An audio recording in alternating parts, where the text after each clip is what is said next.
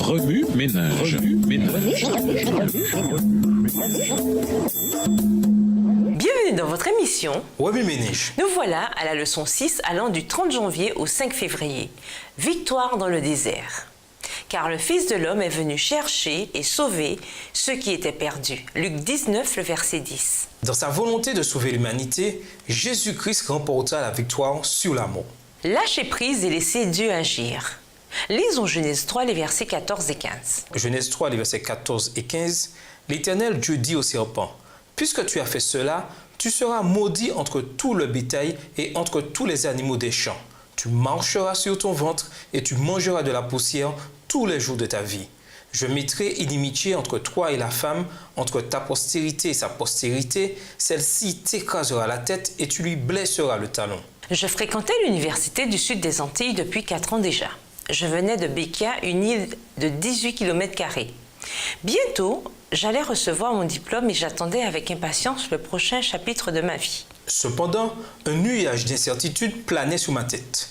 Je me retrouvais, en quelque sorte, dans le désert, et cela me rendait perplexe. C'est aux confins de cette réalité que j'ai compris combien les ténèbres physiques sont superficielles en comparaison des ténèbres émotionnelles et spirituelles. Dans ma traversée du désert, je me suis mise à me poser 1000 questions. Pourquoi? Quand? Où? Quoi? Or, il n'y a rien de pire que de s'interroger sans fin. Après bien des tergiversations, j'ai décidé de lâcher prise et de laisser Dieu agir. Dieu nous donne la victoire par notre Seigneur Jésus-Christ. 1 Corinthiens 15, verset 57. Et mon Père m'a donné la force de vaincre les ténèbres que j'avais moi-même créées. Après la chute d'Adam et Ève, les ténèbres spirituelles menacèrent l'existence même de la race humaine. Heureusement, Genèse 3, les versets 13 et 15 prédisent la venue du libérateur. Jésus-Christ, le Fils de Dieu, mourrait à notre place pour nos péchés. Lorsque nous ne sommes pas la lumière du monde, notre expérience du désert constitue un terrain parfait pour le diable. Nos ténèbres spirituelles nous empêchent de nous battre contre lui. Ce qu'il nous faut, c'est une foi suffisante pour permettre à Dieu d'être ce qu'il est. Laissons-le livrer bataille pour nous tandis qu'il vit dans notre cœur par le Saint-Esprit. Le diable essaie constamment d'usurper le travail du directeur. Mais qui réussirait à faire une telle chose? La victoire dans le désert est nôtre lorsque nous permettons à Dieu d'être ce qu'il est. Lorsque nous comprenons que nous ne sommes que des personnages dans le livre de vie et que nous ne sommes pas les auteurs de ce livre. Le scénario a été écrit et le créateur de l'univers est le meilleur directeur de l'univers. Nous obtenons la victoire dans le désert par la foi en lui. Êtes-vous prêt à lâcher prise et à laisser Dieu agir? Puissent les paroles du poème suivant vous servir de guide. Seigneur, isole-moi s'il le faut. Apprends-moi à t'aimer et à te faire confiance. Tu enfonces une flèche dans mon cœur pour me rappeler que tu es mien. Je m'attache à toi, je ne te laisserai point aller. Mon cœur ne connaît que toi, car je sais que tu as permis cette blessure pour que je grandisse et pour me rappeler que je t'appartiens. Au revoir. Et à demain si Dieu veut. Remue ménage. Remue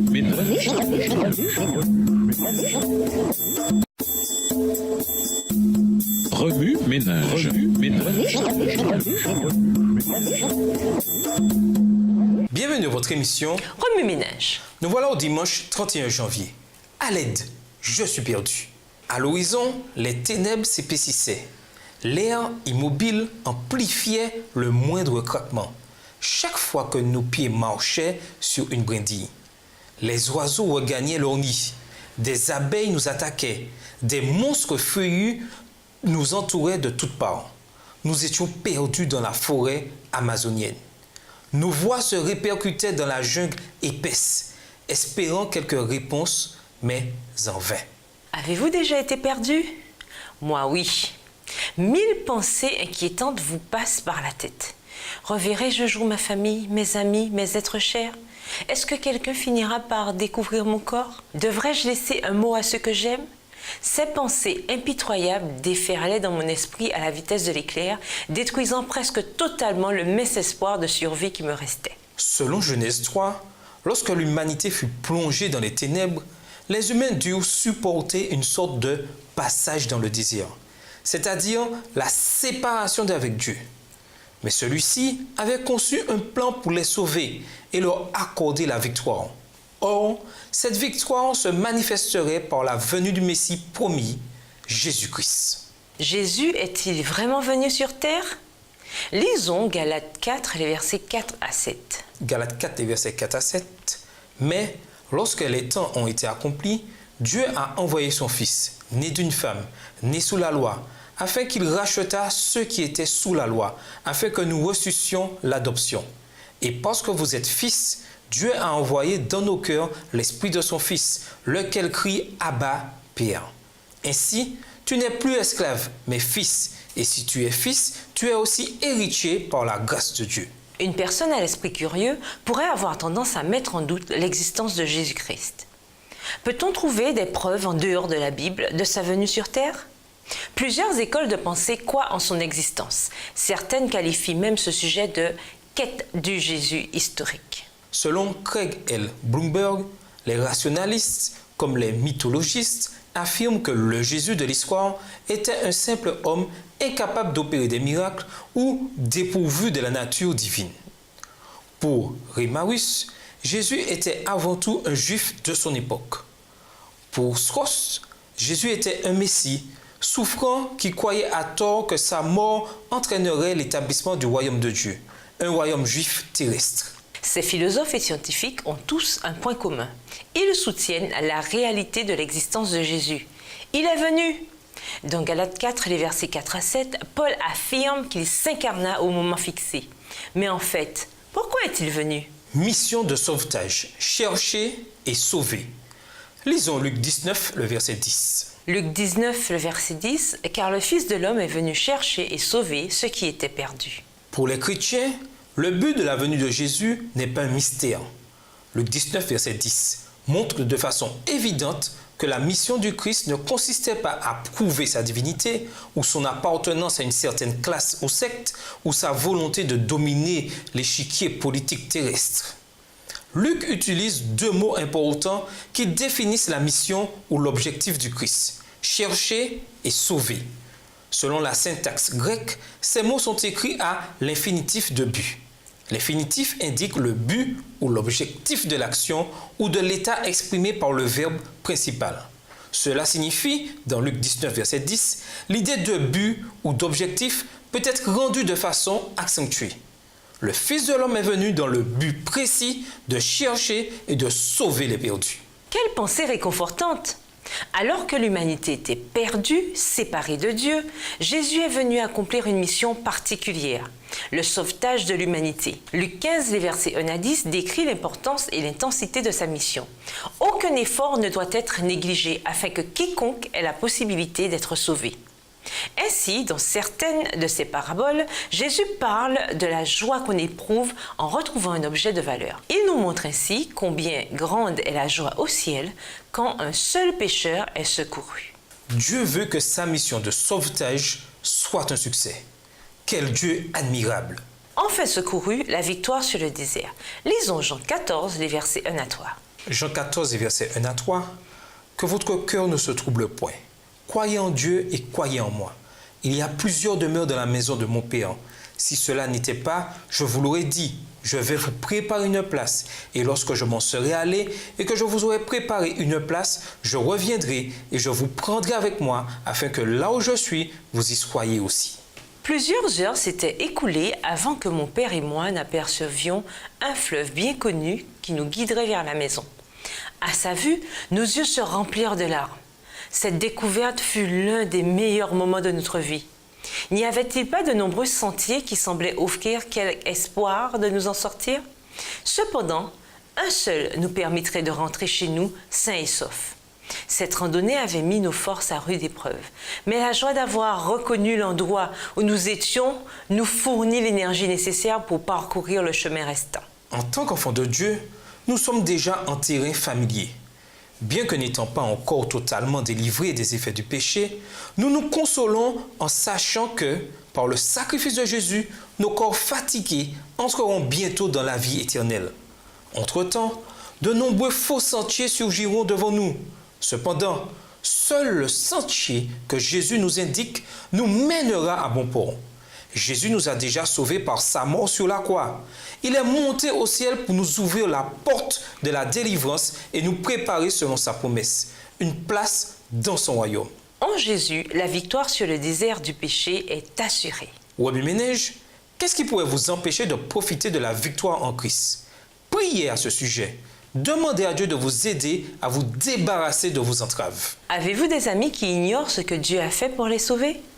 Priez le Seigneur de vous montrer comment les amener à lui. Au revoir. Et à demain si Dieu veut. Remue ménage. Remue ménage.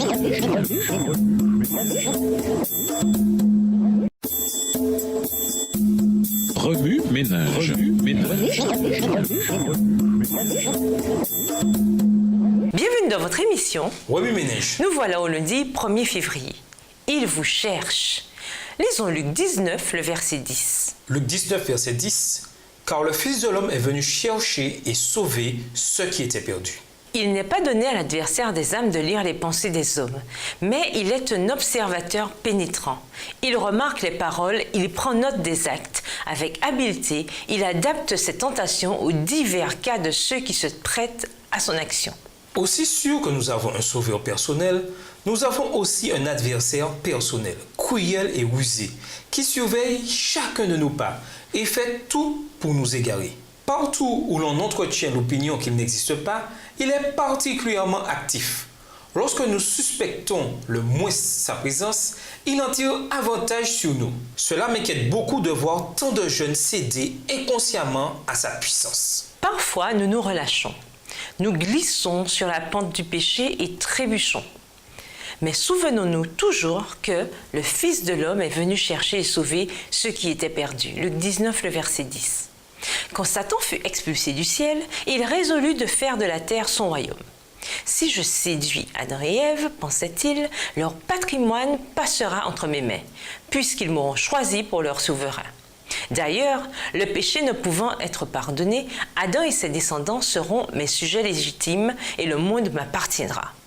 Son plan fut déjoué quand Dieu livra son Fils unique, égal à lui-même, en rançon pour le péché, ouvrant ainsi à l'homme la voie de la réconciliation et sa rentrée au paradis. Mais pour que la terre pût être arrachée aux griffes de l'usurpateur, il fallait que ce litige, ouvert dans le ciel, fût tranché sur le terrain même que l'adversaire réclamait comme sien. Il nous arrive de faire des erreurs, car l'erreur est humaine. Cependant, nous pouvons toujours nous tourner vers Jésus, celui qui a été tenté comme nous, celui qui nous a rachetés par sa mort. En lui, nous avons la victoire sur tous nos désirs, mais par-dessus tout, nous avons un sauveur qui part à la recherche de ceux qu'il appelle siens. Remue Ménage, réfléchissez aux personnages bibliques qui sont tombés dans les pièges de Satan, mais qui, avec l'aide de Dieu, ont réussi à se libérer.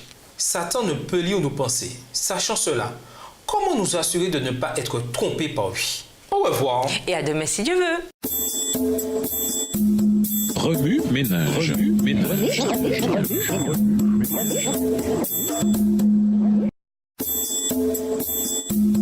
Remue ménage. Remue ménage. Bienvenue dans votre émission. Remue Ménage. Nous voilà au mardi 2 février, comme un arbre planté. Lisons Galates 5, le verset 22. Galates 5, le verset 22. Mais le fruit de l'esprit, c'est l'amour, la joie, la paix, la patience, la bonté, la bénignité, la fidélité, la douceur, la tempérance. La loi n'est pas contre ces choses. Le monde dans lequel nous vivons regorge de religions différentes et d'interprétations de la Bible. L'évangile est pourtant d'une simplicité fascinante. Le message de salut du Christ est si simple que même un enfant peut le comprendre. Dieu a la capacité étonnante d'utiliser les choses que nous comprenons pour expliquer celles qui dépassent notre entendement.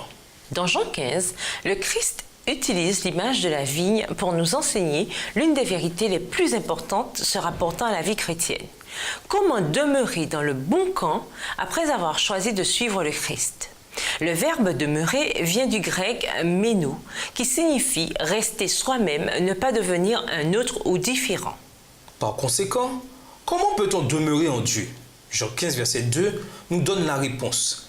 Il enlève tout rameau qui, uni à moi, ne porte pas de fruits, Mais il taille, il purifie chaque rameau qui porte des fruits pour qu'il en porte encore plus.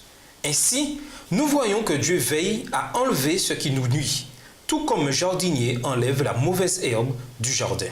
Dans son illustration, Jésus dit clairement que nul ne peut porter le fruit de l'Esprit par lui-même. Galates 5, les versets 22 et 23. Si, à l'instar de Jésus, nous nous engageons à prier tous les jours, à étudier sa parole et à la partager avec nos semblables, nous commencerons à porter du fruit. Les vérités divines sont compréhensibles. Par contre, nous pouvons avoir des difficultés à les mettre en pratique à cause de notre nature pécheresse.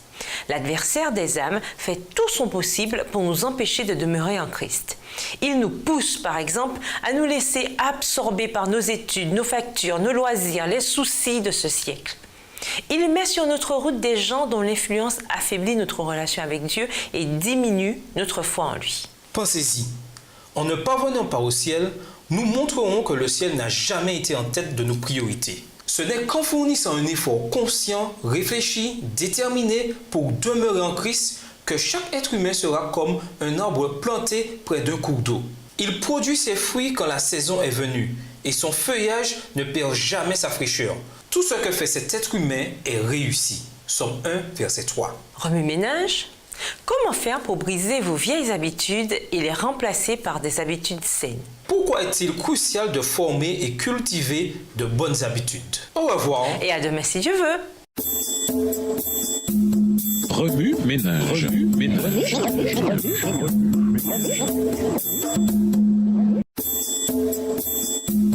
Remue-ménage. Remue-ménage. Bienvenue dans votre émission Remue-ménage. Nous voilà au mercredi 3 février. Le pain de vie, le rocher des siècles. Lisons Deutéronome 8, les versets 2 et 3. Deutéronome 8, les versets 2 et 3. Souviens-toi de tout le chemin que l'Éternel, ton Dieu, t'a fait faire pendant ces 40 années dans le désert, afin de t'humilier et de t'éprouver pour savoir quelles étaient les dispositions de ton cœur et si tu garderais ou non ses commandements. Il t'a humilié, il t'a fait souffrir de la faim et il t'a nourri de la manne que tu ne connaissais pas et que n'avaient pas connu tes pères, afin de t'apprendre que l'homme ne vit pas de pain seulement, mais que l'homme vit de tout ce qui sort de la bouche de l'Éternel. Souffrez-vous de carence alimentaire?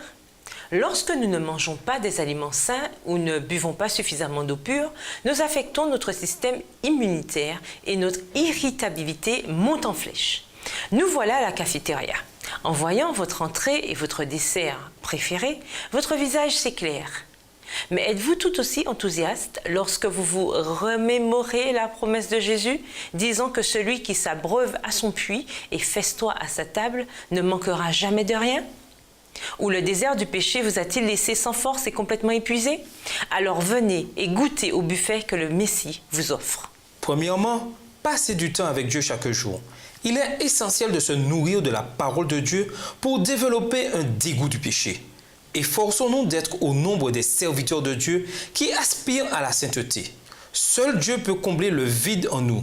Si nous lui donnons toute la place, nous serons alors en mesure de fortifier nos frères et sœurs en Christ. Deuxièmement, assurez-vous de vous nourrir correctement. L'homme ne vivra pas de pain seulement. Deutéronome 8, le verset 3. Ce texte parle de la faim et de son lien avec l'Évangile et les commandements de Jésus. Pour que notre esprit et notre corps fonctionnent chaque jour de façon optimale, il faut manger de bons aliments. De même, nous dit ce texte, nous avons besoin du pain de vie, c'est-à-dire de la parole de Dieu. Prenez donc le temps de vous nourrir quotidiennement de la parole de Dieu, la Bible. Réservez un moment de qualité pour prier. En priant, ne vous contentez pas de parler seulement de vos besoins et désirs. Méditez la parole de Dieu et apprenez à la mettre en pratique. Troisièmement, persévérez dans votre marche avec le Christ. Jésus est toujours là pour vous. Il est le rocher des siècles. Pendant son séjour ici-bas, il resta constamment en contact avec son Père céleste. La Bible nous dit que Jésus pria et jeûna sur une montagne pendant 40 jours et 40 nuits. Matthieu 4, verset 2. La plupart des gens auraient abandonné après 1, 2 ou 3 jours, mais pas Jésus, car il savait que nous ne pouvons pas vivre de pain seulement, mais qu'il nous faut nous nourrir de toute parole que Dieu prononce. Matthieu 4, verset 4. En fait, c'est au diable qu'il adressait ces paroles. Matthieu 4, les versets 1 à 4. Quatrièmement, Faites les changements qui s'imposent dans votre vie. Vient un temps où il faut mettre résolument de côté tout ce qui nous trouble si facilement. Mais nous ne pouvons y arriver qu'avec l'aide du Seigneur. Lui seul peut nous donner une paix qui surpasse notre compréhension au sein des tempêtes de la vie. Wemi Ménage, prenez-vous suffisamment le temps de converser avec votre Père Céleste? Êtes-vous comblé sur le plan spirituel ou seulement satisfait sur le plan physique? Au revoir. Et à demain si Dieu veut. Remue ménage. Remue ménage.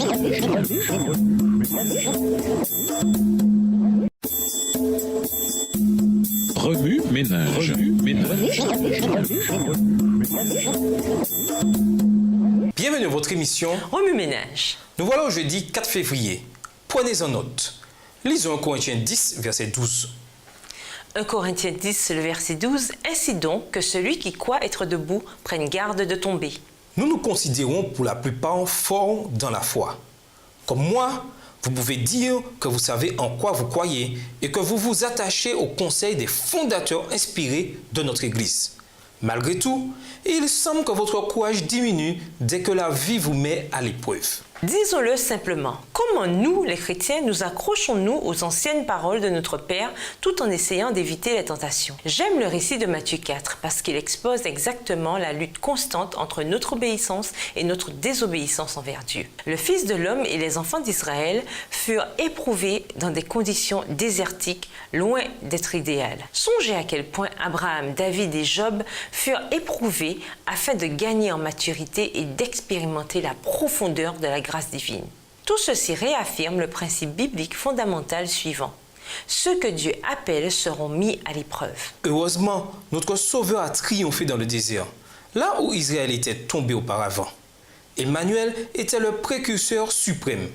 En temps d'épreuve, il nous a montré comment prier et comment tenir le bouclier des Écritures. Matthieu 4, verset 4. Jésus a vaincu en dépit de l'intensité de la lutte. Nous luttons, nous aussi, parce qu'il nous arrive souvent d'accepter l'invitation alléchante du diable qui fait miroiter sous nos yeux tous les royaumes du monde et leur splendeur. Il nous les promet si nous nions l'importance de la croix. Il se peut fort bien que nous luttions aussi parce que nous pensons que la façon dont les Israélites péchaient autrefois ne s'applique pas à nous au XXIe siècle. Ecclésiaste 1, verset 9. Les sujets en vogue et les nouvelles de ce siècle semblent tous être destinés à servir la vanité et la soif de pouvoir.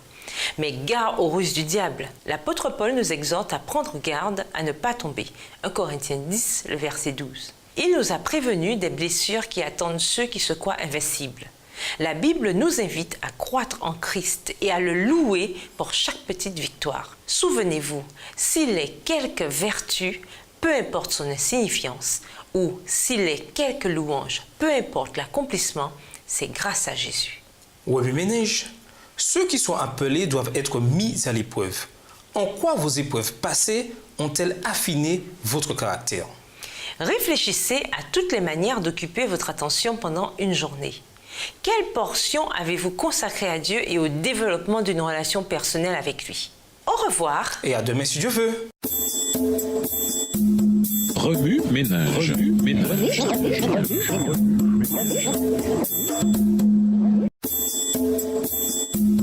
Remue ménage. Remue ménage. Bienvenue dans votre émission. Wemi Ménage. Nous voilà au vendredi 5 février. Ne craignez pas les ténèbres, faites confiance à Jésus. Lisons 1 Corinthiens 15, le verset 57. 1 Corinthiens 15, verset 57.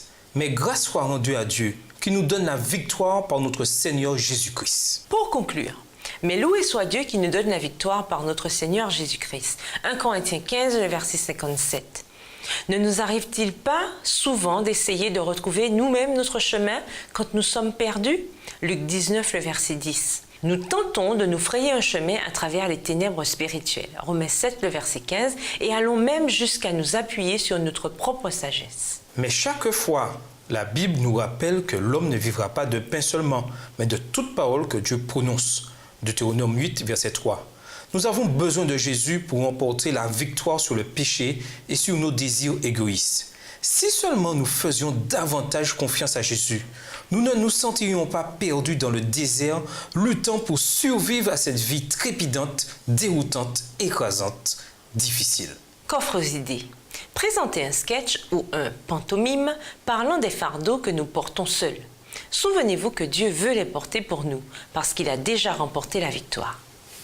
Dessinez une scène où les lumières sont éteintes. Ensuite, dessinez la même chose, mais cette fois avec les lumières allumées.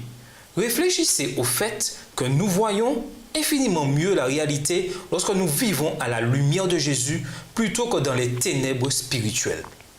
Semez des graines et observez leur croissance. Souvenez-vous qu'il est impossible de porter du fruit sans l'Esprit de Dieu en nous. Dans un parc à proximité, faites une partie de géocoaching avec des amis. Que ressent celui qui est perdu dans le désert sans possibilité de se repérer? Discutez ensemble. Considérez combien il est difficile d'être séparé de Dieu et de quelle façon le plan divin vise à sauver les âmes perdues. Écrivez dans votre journal les distractions qui représentent une véritable tentation pour vous. Considérez la citation de la journée de lundi. Aussi sûr que nous avons un sauveur personnel, nous avons aussi un adversaire personnel, cruel et rusé, qui fait tout pour que nous nous égarions. Pour aller plus loin, nous vous invitons à lire Matthieu 4, les versets 1 à 4. Ainsi que dans le livre Sons and Daughters of God, Fils et filles de Dieu, le chapitre To Resist Temptation, pour résister à la tentation, à la page 79, écrit par Ellen G. White. Nous vous invitons à lire le livre de Carol J. Shomek, les pages 1 à 11, le livre Sanctuary Secret to Personal Prayer, secret pour la prière personnelle. Au revoir. Et à demain si Dieu veut. Remue ménage. Remue ménage.